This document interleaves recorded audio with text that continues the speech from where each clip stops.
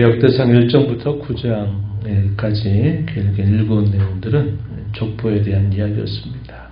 그것은 이스라엘 역사에 대한 회고, 그리고 하나님께서 여전히 자기 백성들을 향한 변함없는 약속을 하나님이 여전히 이행하고 계시다 하는 사실을 보여주고, 또 한편으로는 역사를 다시 회고하면서 다윗 왕가가 가지고 있는 역사적인 정통성, 곧 하나님의 언약을 이어받는 그 정통성이 이 다윗의 왕가에 있다 하는 것을 그들에게 상기히 지켜주면서, 하나님이 다윗에게 하신 그 변치 않는 언약은 역사에 많은 진통과 아픔을 겪는다 하더라도 그 언약은 결코 변개하지 않고 하나님은 언약을 계속 이루어 가신다 하는 사실을 보여주기 위한 분명한 뜻이 있다 하는 겁니다.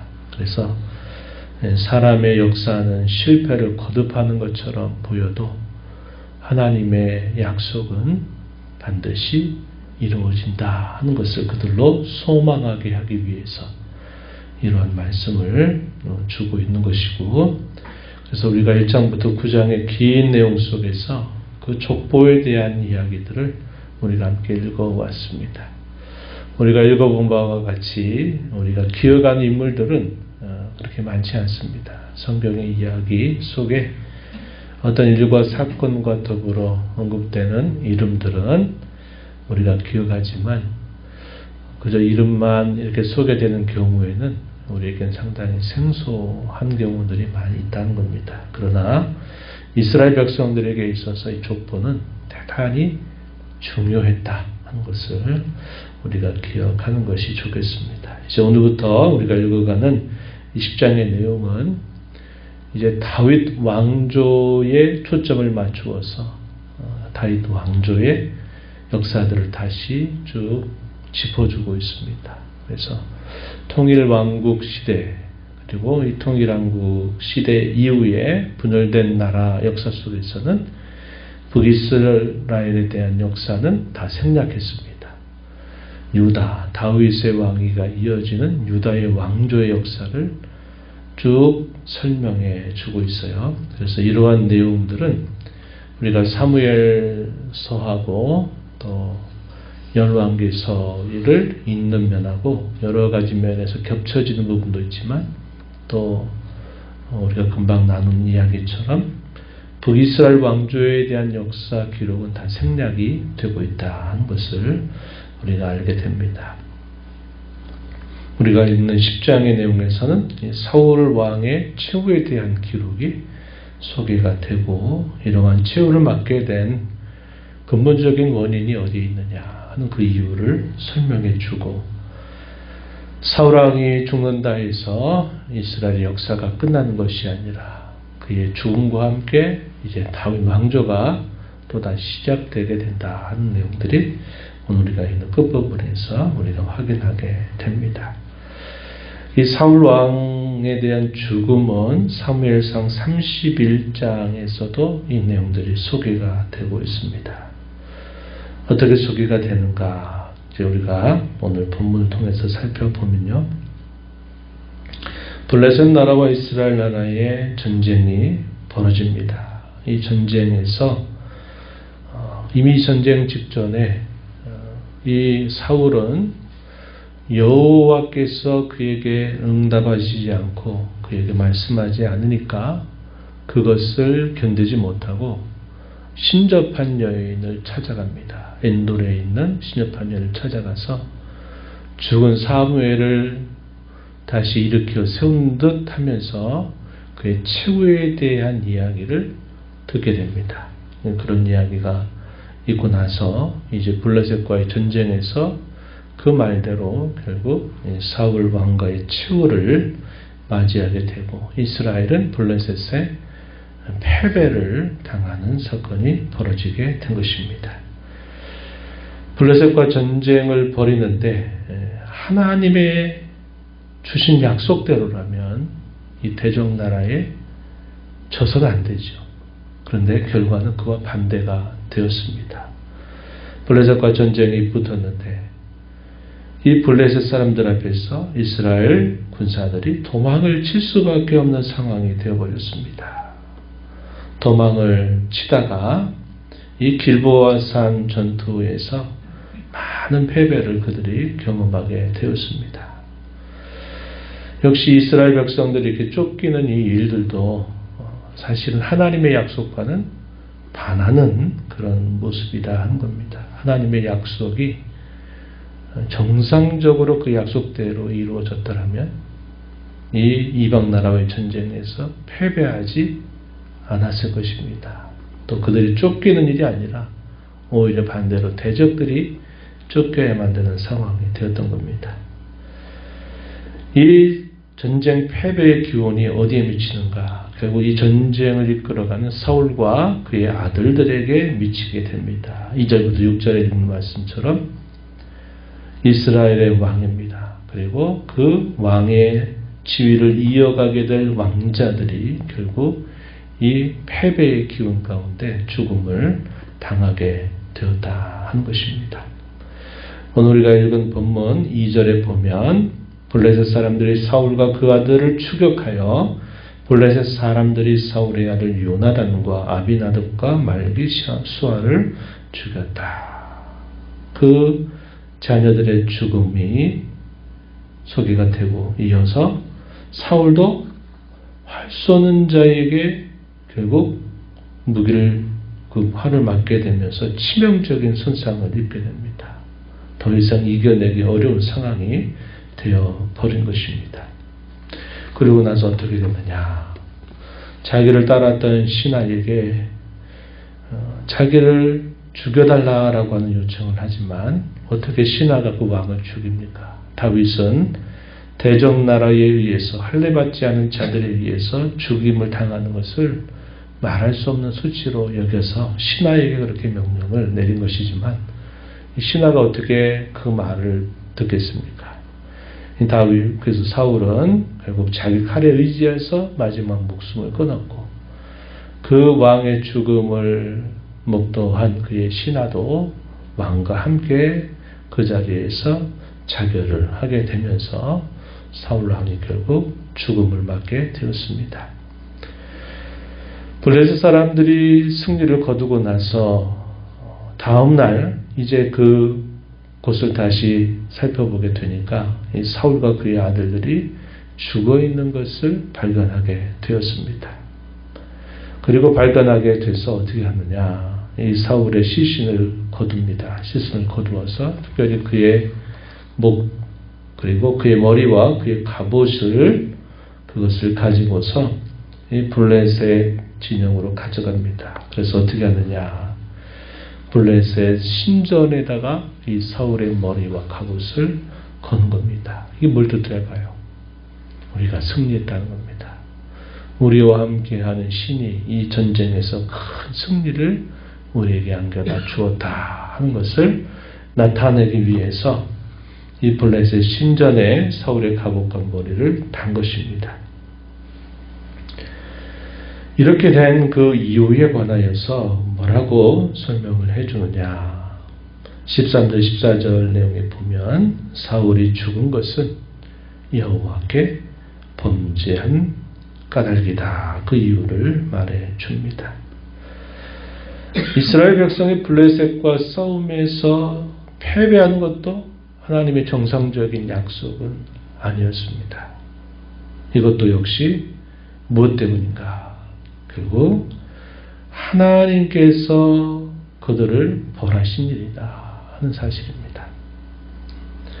사울 왕의 범죄가 그의 처참한 최후를 맞게 했던 것이고 이스라엘 나라가 정상적인 하나님의 약속에 따른다면 승리를 거둬야 되는데 패배를 당하게 된 것도 결국 하나님이 그 백성들을 벌하신 일이다 하는 것을 우리가 알게 된다는 겁니다. 이러한 일이 있을 때 길르앗 야베스 사람들의 충성스러운 모습이 묘사가 되고 있습니다. 그들은 어떻게 했는가? 이 사울 왕이 죽었다라고 하는 소식을 듣고서 그들이 군사를 꾸려서 용맹을 바랍니다. 그리고 그 적진으로 달려가서 사울의 남은 시신, 그리고 그 아들들의 시신을 거두어서 그것을 수습하고 장례를 치루어 주는 모습을 보여주었습니다. 이것은 사울이 옛적에 자신들에게 베풀어 주었던 호의를 그들이 잊지 않고 보답하는 그들의 충실한 모습임을 알게 됩니다. 이에 관해서는 사무엘상 31장 11절로부터 13절 내용에서도 소개가 되고 있어요. 그리고 이들이 어떻게 하느냐, 그 뼈를 가져다가 화장을 해서 야베스의 나무 아래에 장사하고 일주일 동안을 금식하였다라고 이렇게 알려주고 있습니다. 그러면서 이 사울 왕의 죽음에 대해서는 뭐라고 마지막 절에 표현합니까? 여호와께서 그를 죽이셨다. 그 나라를 이세 아들 다윗에게 넘겨주셨다라고 말합니다. 블레셋 나라 이스라엘이 패배한 것은 최후의 결론은 아니었습니다. 그것은 이스라엘에 대하여 하나님이 벌 주신 일이고 사울의 왕조가 끝난 것이지 하나님이 결국 패배한 것은 아니다 하는 사실을 분명히 보여줍니다. 블레셋 사람들은 딴 생각했겠죠. 야, 이제 우리가 섬기는 신이 이스라엘이 섬기는 신보다 더 강하다 하는 것을 자랑하기 위해서 전리품으로 사울의 머리와 갑옷을 자기들 신전에 달았지만 결국 이 일을 주도하신 분이 결국 블레셋이 아니라 하나님이 그렇게 하신 일이다 하는 사실을 우리가 알게 됩니다. 그래서 우리가 살펴보게 되면 사울 왕이 다스렸던 시간이나 다윗이 다스리는 시간이 똑같은 40년 통치를 시간적으로 똑같은 왕의 기회를 받고 똑같은 시간 동안을 다스리게 되지만 그 모습이나 그 결과는 너무나 달랐다는 겁니다. 이 역대기의 관심은 사울이 어떻게 40년을 다스렸느냐 하는 역사적인 사건을 나열하는 것에 관심을 두지 않았어요. 그의 결말이 어떻게 끝나게 되었는가 하는 것으로 이 사울 왕의 40년 통치를 간략하게만 언급하고 있다는 것이고 다윗이 그의 왕위를 이어받아서 다스린 40년에 대해서는 자세하게 그것을 쭉 소개하고 그 이후에 이어지는 왕조들에 대해서 설명을 쭉 해나가고 있다는 것입니다. 우리가 오늘 이 이야기를 보게 되면서 모든 사람은 결국 한 번 다 죽게 된다는 것이고 그 죽음의 운명은 누구에게 동일하게 닥친다는 사실을 우리가 알게 됩니다. 심지어 우리가 읽었던 말씀 중에 사울과 그의 아들들의 죽음은 똑같은 전장에서 같이 죽음을 당하게 되지만 이 사울의 죽음과 또 우리가 아는 이 요나단의 죽음만큼은 똑같은 전장에서 같이 죽음을 당해도 그들의 죽음 이후의 삶의 결과는 너무나 다르고 또 그러한 삶의 결말이 다르게 된 것은 결국 자신에게 주어졌던 인생, 이 인생을 어떻게 살았느냐 하는 것에 따라서 결국 결정이 된다고 하는 것을 우리가 알게 된다 하는 겁니다. 오늘날도 우리가 수많은 사람들이 전쟁에 의해서 같은 일로 죽음을 당하기도 하고 또 전쟁이 아니더라도 크고 작은 여러 사건들 속에서 여러 사람들이 같은 상황 속에 죽음을 당하기도 합니다. 그러나 그 죽음으로 모든 사람이 다 똑같은 것은 아니죠. 어떤 사람은 약속된 낙원으로 그들이 올라가는 사람이 있고 어떤 사람은 형벌을 받는 자리로 가게 되는 운명이 엇갈리게 된다는 겁니다. 같은 죽음이지만 다른 죽음 이후의 삶이 기다린다고 하는 것은 결국 자기에게 주어진 일생 혹은 인생을 어떻게 살았느냐 하는 것에 의해서 결정된다는 것을 우리가 보게 되죠. 하나님의 약속이 자기 백성들에게 주어져 있다는 것은 그 약속이 그들에게 이루어진다고 하는 것을 보여줍니다. 제가 처음에 그런 말씀을 함께 생각했어요.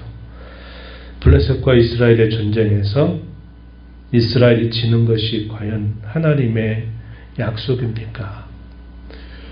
블레셋 나라의 이스라엘 백성들이 쫓겨가고 이런 많은 죽음을 겪는 것이 과연 하나님의 약속입니까? 라고 할 때 이건 정상적인 것이 아니다 그랬어요. 하나님의 약속을 이 땅에 살면서 받아 누리는 삶이 있는가 하면 하나님의 약속이 주어졌음에도 불구하고 그 약속을 누리지 못하고 사는 사람들이 또 있어요. 왜 그럴까요? 그 중요한 기준선이 과연 뭘까요?